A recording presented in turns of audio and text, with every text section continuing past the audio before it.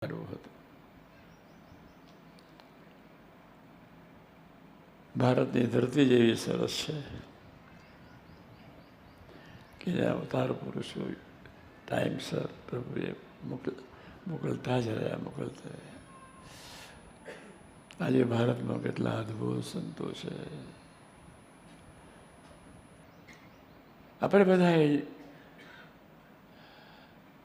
કોઈ પણ ભોગે આપણા પરિવારમાં અને મંડળમાં યોગી મહારાજે આપણને જે સનાતન સૂત્ર આપ્યું, સમ સુરતભાવ એકતા, અને એ સમ સુરતભાવ એકતા આપણા જીવનમાં વનીને રૂવારે પ્રગટાવીને ધ્યેય બનાવીને ગરીબ જ થવું છે, બહુ મોટા જ છે બધા, દાસ જ થવું છે અને સમ સુરતભાવ એકતાથી વર્તીને બધાની સેવા કરતા જ રહેવું છે, કરતા જ રહેવું છે. એ માટે આપણે બધા જેટલા આવ્યા છે એટલા જે સંકલ્પ કરે, ન આવ્યા હોય તે બી સંકલ્પ કરે, સમ સુરતભાવ એકતા રાખીશું. યોગી મહારાજના હૃદયમાં આપણે સહજતાથી વગર પૂછે સ્થાનથી મળી જાય.